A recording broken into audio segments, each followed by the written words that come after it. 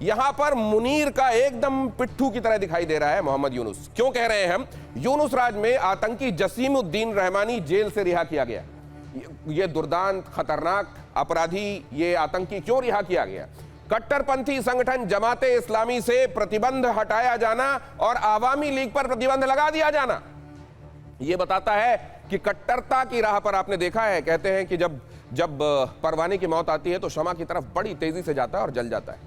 अभी इसी तरीके से कट्टरता की शमा की तरफ ये बांग्लादेश का परवाना दौड़ लगा रहा है और इसमें यूनुस तो बहुत तेजी से आगे भागे जा रहे हैं। आईएसआई और पाकिस्तानी आर्मी की यात्रा को वीजा फ्री किया, मतलब डकैतों, लुटेरों, आतंकवादियों, आओ यहां से और हमारी जमीन का इस्तेमाल करो। आईएसआई के कई अधिकारियों को भारत बॉर्डर का गेट पास दिया।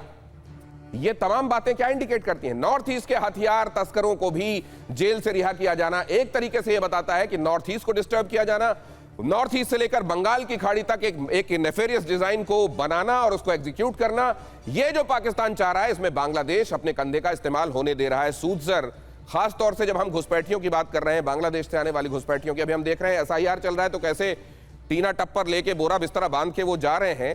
लेकिन ये अगर वाकई इस तरीके से पूरे तौर पर पाकिस्तान का प्लान एग्जीक्यूट हो जाता है बांग्लादेश में, तो भारत के लिए, बीएसएफ के लिए, हमारे बॉर्डर में कितनी बड़ी चुनौती है बांग्लादेश से लगने वाली?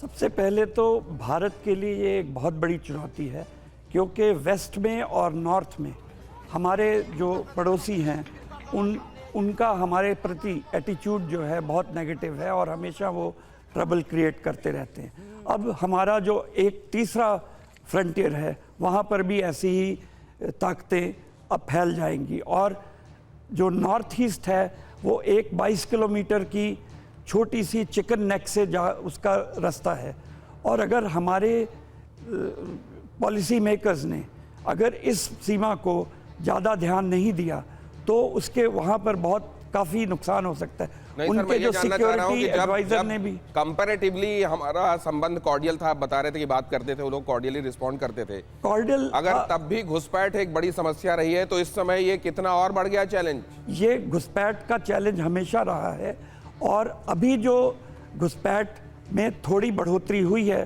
परंतु ज़्यादा बढ़ोतरी मैंने जो डाटा कलेक्ट किया था उसमें ये है कि बाहर वापस जाने वाले लोग काफ़ी पकड़े जा रहे हैं।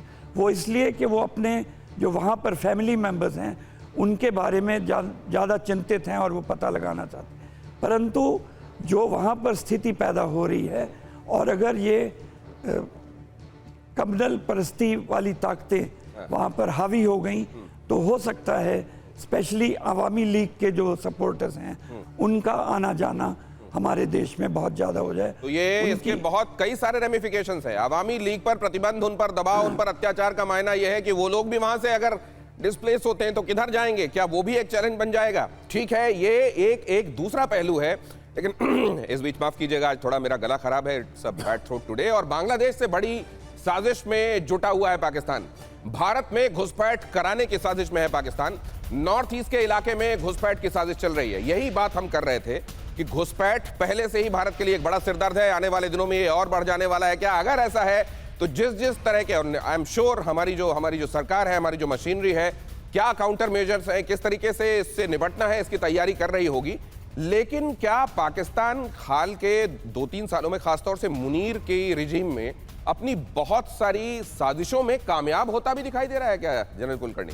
देखिए, आसिम मुनीर बार बार कहते आए हैं कि हम ईस्टर्न फ्लैंक और ईस्टर्न पिंसर से भारत को, मतलब भारत विरोधी, भारत हेट्रेड जो है वो पाकिस्तान में बिल्कुल है और आज नहीं 1947 से है। और ये जो एक मैं कहूँगा कि आसिम मुनीर अपने आप को फील्ड मार्शल बनाए हैं, फील्ड मार्शल रहे उसके बावजूद भी, पर जो मानसिकता है इनकी वो हेट इंडिया मानसिकता है। और उसको लेकर के 71 के बाद जिस प्रकार से 93,000 PWs होने के बावजूद भी पाकिस्तान इस बात से नहीं, उसको परेशानी है और इसलिए वो ब्लीड इंडिया में 1000 कार्ड आतंकवाद को किस तरीके से फैलाना। और अब उन्होंने देखा है कि पीओके के अंदर वो कर नहीं पा रहे जो कर सकते थे, क्योंकि पीओके के अंदर भी जबरदस्त आक्रोश है पाकिस्तान के बरखिलाफ। बलूचिस्तान में जबरदस्त आक्रोश है पाकिस्तान के बरखिलाफ, खैबर पख्तूनख्वा में जबरदस्त आक्रोश है पाकिस्तान एडमिनिस्ट्रेशन के बरखिलाफ, तो पाकिस्तान ने बांग्लादेश अब चुना है किस प्रकार से राष्ट्रीय डिवीजन में इंटरनल प्रॉब्लम से डिफ्लेक्ट करने के लिए, ध्यान दूसरी जगह ले जाने के लिए हमेशा से पाकिस्तान ये करता रहा है। अब उसका पूर्वोत्तर वाला क्या डिजाइन है,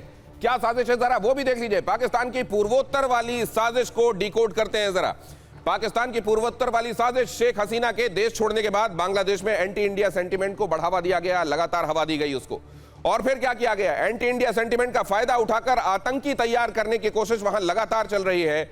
भारत बांग्लादेश के अधिकांश रूट खुले हुए हैं, कई जगहों पर ऐसा है कि आप उसको चाहकर भी रोक नहीं सकते। जियोग्राफिकली वहां पर कई चैलेंजेस हैं। बांग्लादेश के रास्ते भारत में आतंकी घुसपैठ कराने का प्लान, दिल्ली ब्लास्ट वाले ये सारे आतंकवादी भी बांग्लादेश के जरिए इंस्ट्रक्शन पा रहे थे, बांग्लादेश से भी इनके तार जुड़े हुए थे। और असम, त्रिपुरा, पश्चिम बंगाल में बांग्लादेशी घुसपैठिए मौजूद हैं। किस तरीके से इन घुसपैठियों के जरिए भारत में आतंकवादी गतिविधियों को बढ़ावा देने की कोशिश हो रही है। नॉर्थ ईस्ट में घुसपैठियों की मदद से आतंकी साजिश का प्लान मुनीर रच रहा है और बांग्लादेश का कंधा इसमें इस्तेमाल किया जा रहा है। पाकिस्तान की ये पूर्वोत्तर वाली साजिश आज से नहीं है, जब से कहा जाता रहा कि वो देखिए एक जो कॉरिडोर है, अगर उस कॉरिडोर पर काबिज हो जाएं तो सीधे सीधे बांग्लादेश से पाकिस्तान तक को जोड़ा जा सकता है, भारत का ये हिस्सा हथियाया जा सकता है। आपको याद होगा शर्जील इमाम ने इसी तरह की किसी बात को आवाज दी थी, जिसके बाद उसको जेल जाना पड़ा था। तो ये बहुत सारे लोग, और चैलेंज और खतरा ये भी कि इधर भी अंदर भी कुछ लोग ऐसे जिनको आप अपना मानते हैं, लेकिन वो कुछ और निकलते हैं बाद में।